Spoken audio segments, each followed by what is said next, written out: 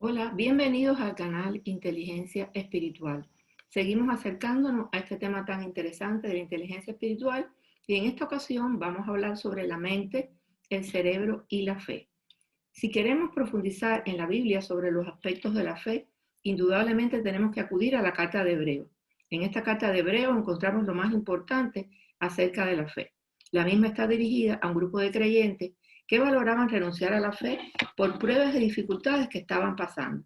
Pero el mensaje de Pablo, quien le escribió, estaba enfocado a demostrar que Dios permite que la fe sea probada y que las pruebas y dificultades solo sirven para alimentar el espíritu y fortalecernos. Solo la fe que resiste pruebas y embates es una fe genuina y auténtica. Y por eso encontramos prácticamente la definición de la fe en estos versículos. Ahora bien, la fe es la garantía de lo que se espera, la certeza de lo que no se ve. Vamos un poco a profundizar en estos versículos. Cuando se dice que la fe es la garantía de lo que se espera, la Biblia se refiere a las promesas y propósitos de Dios. Y cuando la Biblia dice la certeza de lo que no se ve, o sea, la fe es la certeza de lo que no se ve, es porque la fe es una convicción, es un convencimiento de que lo dicho por el Señor es verdad y que se cumplirá. Es la confianza en Dios y en Jesucristo. Esto es importante y nos permite un poco puntualizar estos versículos donde se define la fe. Ahora es importante saber entonces que la fe es creer, la fe es una creencia en Dios y en Jesucristo que serán el centro de nuestra vida.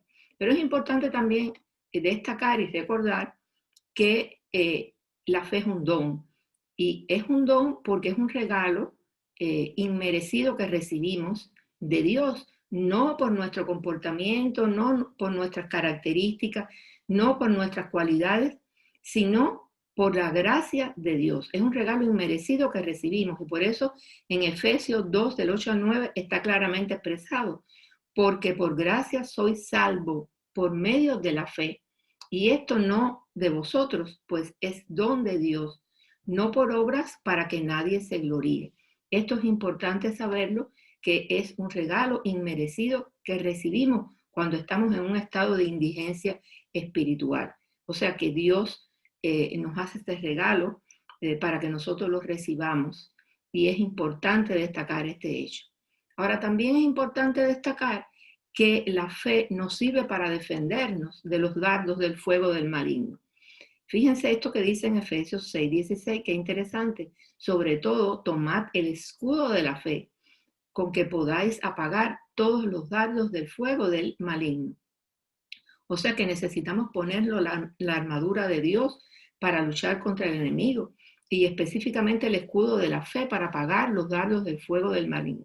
Recordemos cuando habíamos hablado en cápsulas anteriores de la lucha espiritual, de la guerra y del campo de batalla que se provoca o se produce en la mente. Habíamos especificado que teníamos que luchar en la mente contra los estándares del mundo, contra las influencias del mundo, porque los estándares, los cánones del mundo no son los cánones nuestros, ¿verdad? Y nos conducen al pecado. Pero también teníamos que luchar contra nuestra vieja naturaleza, porque cuando nacemos como nueva criatura, somos nueva criatura pero en un cuerpo viejo. Y entonces es importante saber que tenemos que luchar contra patrones mentales y perceptuales de nuestra vieja naturaleza. Pero también tenemos que luchar contra el diablo. Y por eso es importante tener en cuenta esto que dice Efesios 6:16, de que sobre todo tomad el escudo de la fe, con que podáis apagar todos los dardos de fuego del maligno.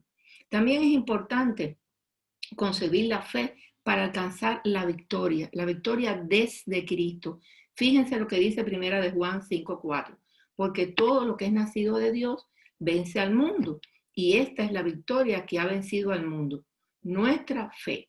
Entonces es importante saber que la fe es un don, un regalo inmerecido que nos hace Dios, que la fe nos sirve para luchar contra los dardos del fuego del maligno y también que con la fe pues vamos a alcanzar la victoria desde Cristo. Esto es importante que nosotros lo sepamos porque en un primer inicio habíamos dicho que somos salvos por fe, ¿verdad? Somos salvos por la gracia inmerecida y a través de la fe. Pero algunos dicen, bueno, ¿y el amor dónde queda? ¿Y cuál es la posición del amor? Bueno, una vez que somos salvos, por gracia, entonces la fe se desarrolla y se potencia a través del amor, porque el amor es una virtud y también es un fruto del Espíritu. Fíjense qué interesante esto que dice 1 Corintios 13:2. Si tengo el don de la profecía y entiendo todos los misterios y poseo todo conocimiento, y si tengo una fe que logra trasladar montañas, pero me falta el amor, no soy nada, ¿verdad? Entonces, fíjense lo que Pablo sigue insistiendo en que ahora pues permanecen estas tres virtudes, la fe, la esperanza y el amor, pero la más excelente de ellas es el amor. Quiere decir que somos salvos por gracia a través de la fe, pero una vez que somos salvos, que tenemos que empezar el desarrollo espiritual y el desarrollo de nuestra fe, este desarrollo de la fe se hace a través del amor como vínculo perfecto con el Creador, a través de esa relación y esa comunión con el Espíritu Santo, y ese amor lo reflejamos en nuestros semejantes. Por eso es importante destacar que la fe verdadera es vista en acción. Podríamos decir que la fe es el amor de Dios en acción, de manera obediente, con perseverancia y manifestado en buenas obras. Ahora, ¿qué pasa? Como la fe es una creencia, no siempre la creencia es en nuestro Dios. La creencia puede ser en un Dios que no es el Dios bíblico, en determinadas personas, en cosas, porque ya vimos que hay una posición que es antropocentrista, donde la fe está centrada en las potencialidades del hombre. Eso es lo que promulga el antropocentrismo como expresión de un desarrollo de la posmodernidad, ¿verdad? Y entonces, basado en todo esto, y en que la fe puede ser creencia en cualquier cosa, y eso nos lleva hasta la idolatría, pues ha surgido una corriente llamada neuroteología, que estudia el cerebro de algunas personas que pueden tener fe, pero no siempre es la fe auténtica, la fe bíblica, y ellos han llegado a la conclusión de que la fe es una supersensación del cerebro y que la fe es una creación muy subjetiva y a veces distorsionada de la mente del hombre. Claro que, por supuesto, estas posiciones parten del hecho de que Dios es una creación de la mente, y ya dedicamos un tiempo a hacer la crítica a esta posición en otra de las cápsulas anteriores, pero voy a retomar la esencia de lo que dijimos. O sea, Dios no lo podemos concebir como una creación de la mente, porque sería un Dios creado y no el creador absoluto del cielo, de la tierra, de todo, del hombre, del propio cerebro, el principio, el fin, el alfa y el omega. O sea, que estamos un poco presentando esta corriente para criticarla y para dar una buena noticia. Y es que cuando se estudia el cerebro desde posiciones de la neurociencia, hay unas funciones llamadas funciones ejecutivas, que son capacidades cognitivas que se desarrollan en el cerebro, sobre todo en el lóbulo frontal, que están dirigidas al logro de una meta y que están orientadas al futuro. Entre esas funciones ejecutivas está la planificación, el establecimiento de metas, la toma de decisiones y la anticipación, entre otras funciones. Estas funciones ejecutivas se pueden desarrollar en el ser humano hasta los 25 años aproximadamente. Ahora es importante destacar que estas funciones llamadas ejecutivas están relacionadas con aspectos prospectivos intencionales que están dirigidos en cierto sentido a un estado de cosas potencialmente que aún no se han alcanzado, o sea, que no se dan efectivamente en el presente y que se proyectan en el futuro. Y cuando nosotros analizamos el concepto de fe, que nos dice es la garantía de lo que se espera, estamos hablando de esos aspectos prospectivos intencionales que se proyectan en el futuro. Y cuando decimos que es la convicción de lo que no se ve, también es prospectivo intencional.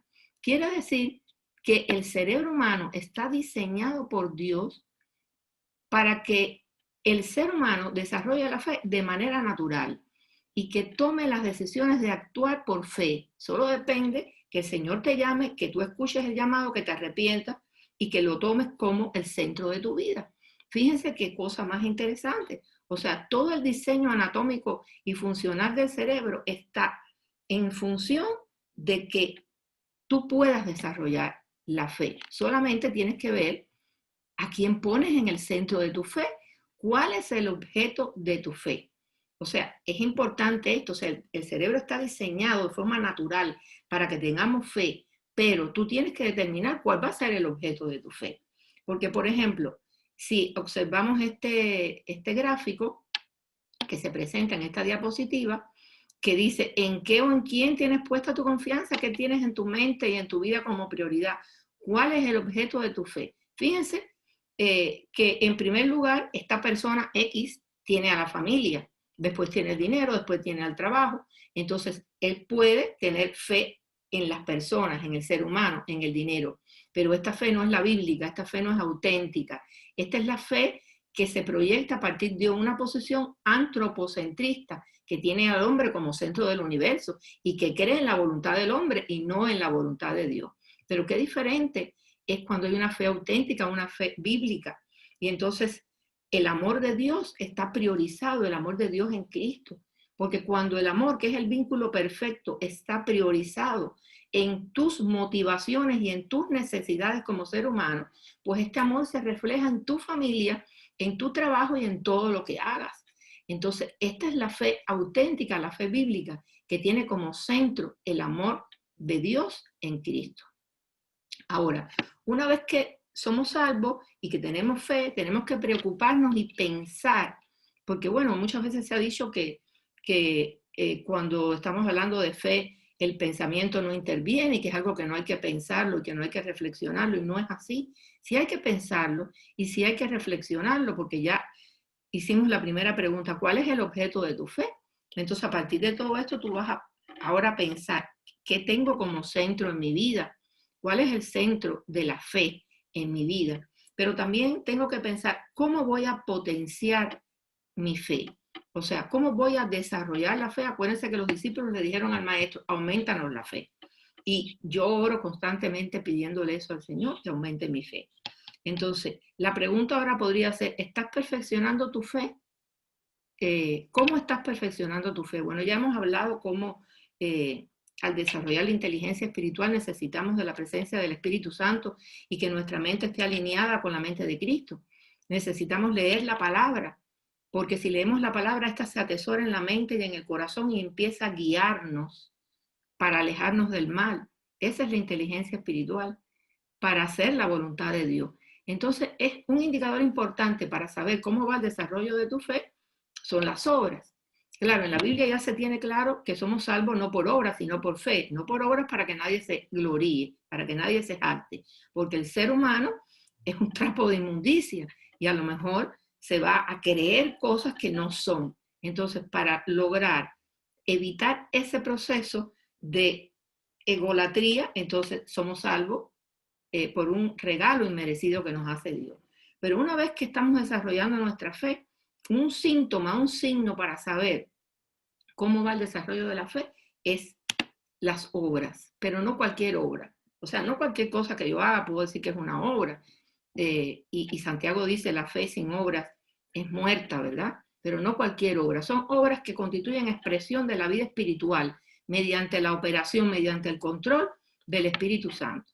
Y para explicar un poco mejor esto, vamos a utilizar estos versículos de Juan 14:12.